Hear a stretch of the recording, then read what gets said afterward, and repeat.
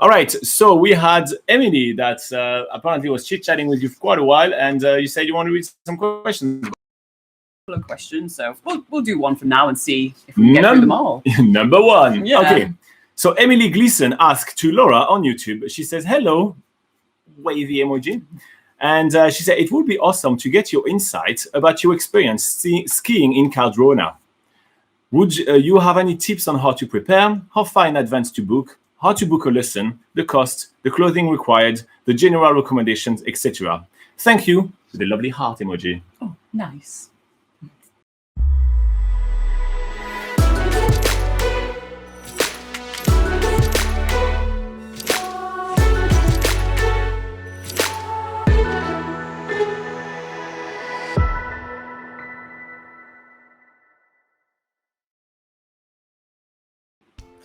All right, so a quick introduction if you guys don't know about Cardrona. So Cardrona is one of the largest ski fields on the South Island. It's a shortish drive from Wanaka and little longer drive from Queenstown. Yeah. And it's one of the very popular ski field there. It's also one of the most expensive. So that probably goes hand in hand. Yeah. And Laura spent the whole season around the area over there, snowboarding a ton over there. So she does have a ton of insights for you. Yes, absolutely. So, so you're asking tips on how to prepare, how far in advance to book, how to book a lesson, costs, clothing required, general recommendations. And I know from other questions that you're only going to be sort of in the area for a couple of days or 3 days if you were to go from Queenstown as well. But I'm going to answer this question as if you were going just for a day, going for a week, or if you were going for a season and perhaps doing other ski holidays as well, because the answer to this question might be different for how long you actually plan to go skiing in Cardrona. So if you're just going for a day or a couple of days, which I think is more your case, then for booking lessons and booking sort of rentals like your ski gear and stuff, I would actually do that all directly through the company Cardrona or Cardrona Alpine Resort. So because that makes it sort of easier once you get up to the ski field, they have all their rentals and lessons up there. So basically you can just sort of easily get sorted out once you get up onto the ski field, and that just kind of makes it a more convenient process than sort of wasting time, like sort of comparing rentals in town in Wanaka, and there's a more time consuming process to sort of getting yourself all geared up and having to go collect your gear and then go take it back later. And there's also issues when you're going on such a short amount of time. If you do have issues with your rental gear, for instance, if you rent from somewhere in the town and then you don't realize there's an issue until you get onto the ski field, then you don't really want to waste time going back down into town to get your rental sorted, or having to, pay for the rental that might end up having something wrong with it, and then having to rent something up on the ski field because you realize there's something wrong with it. So if you're going for a short amount of time, I definitely recommend renting from the ski field itself, so that you have everything, all the facilities on the mountain, and that makes it nice and easy to do.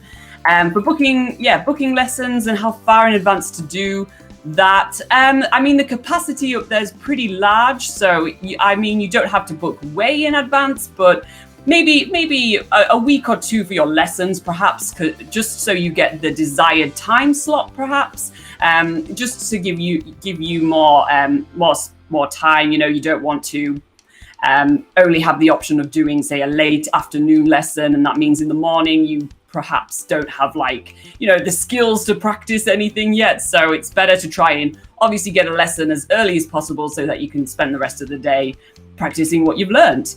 While Laura is talking a little bit about ski field in New Zealand, by the way, I did put a poll in the live chat right now, so if you guys want to vote as if you will be hitting the ski slope on your next trip to New Zealand, go ahead. So you can go. That's all right. For clothing required, the basics for skiing anywhere basically is you need snow pants. They also call them salopettes in other places in Europe, or how do you say that in French? Salopettes. Salopettes. Probably not pronounced like that though, is it? Go ahead. So you need basically ski pants and a ski jacket. Gloves are an absolute essential, so ski gloves. And then anything else to keep you warm, scarf, just a flat beanie, because you'll probably get a helmet if you're renting. They'll give you a helmet to put on top of that, and some good socks.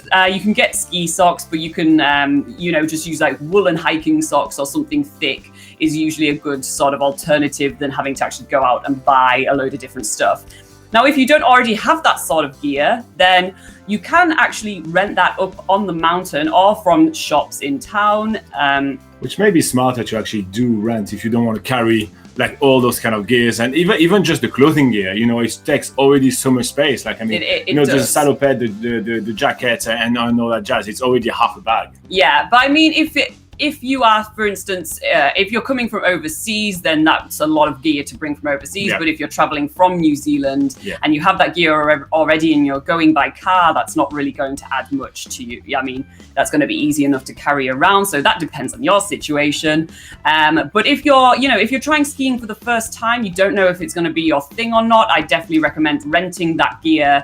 Again, if it's for a short time on the mountain, or if you are planning to come for about a week or something, then that's worth sort of renting or even buying, maybe, if you can get some cheap gear, which we do have articles on how you can get cheap gear on nzpocketguide.com. Literally just type in where to buy cheap ski gear in New Zealand, and we do have an article on NZ Pocket Guide. Yeah, you even just have to look for ski gear on nzpocketguide.com, and you find all the article you want. Yeah, no need to type all those extra words, is there? No. So if you are coming for a long time and to try it out, then it might be worth buying your own ski gear or renting from a shop, which you can get a good deal on. But if you are just sort of trying it for the first time for just a day or 2 or 3, then renting that gear from Cardrona itself would probably be the better way to go. What else? So in terms of costs, you'll have to look onto the Cardrona website. They change their prices every year, so I couldn't just tell you that off the top of the head, but I mean, have a look on the website. They'll definitely tell you that on there. In terms of the clothing to have for under all the gear that you'll probably be renting, it's good to have sort of some leggings, so maybe some like woolen leggings or something like that, just so it's easy to slip on your snow pants over the top, but also have a little bit of extra warmth underneath.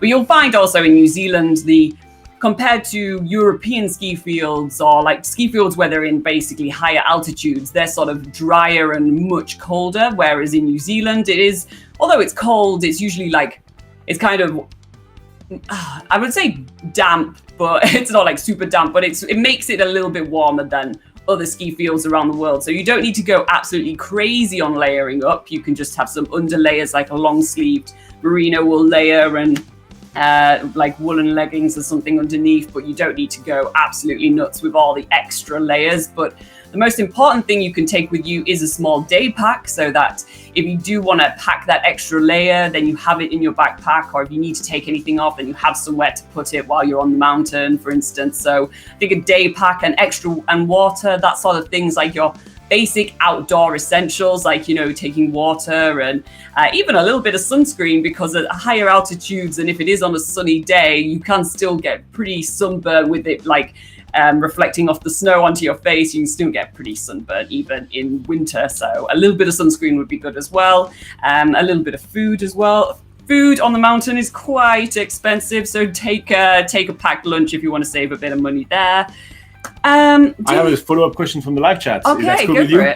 it. So Claire is asking in the live chat while we're on the subject: is there facilities for kids at the ski field? Is there like tobogganing and like a small section with like less bad of an incline? Yeah, so there's lesson areas, and there's also there are typically children areas for Cardrona. I mean, their facilities have been upgraded since I last went, say about 3 years ago. So there typically is there is like a children's area with tobogganing and stuff, but I'd have to double check that on the website if it's still there or if the facilities have changed, because actually since I've been, they've had a gondola installed. They didn't used to have that, for instance, so they have actually upgraded a lot of their facilities there. So but usually at these sort of larger commercial ski resorts in New Zealand, they do have children's areas, and near the cafe, so you can always go and get a coffee and stuff. So yeah. All right, so I hope that this video was useful for you. Emily, if you did find that useful, hit like and subscribe. And if you guys want to know about the poll that I just posted,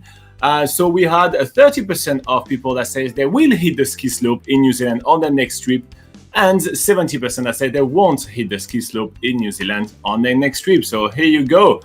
In the meantime, nzpocketguide.com, that's your largest travel guide to New Zealand. So make sure to check it out. It's free to use, and there is so much information for you.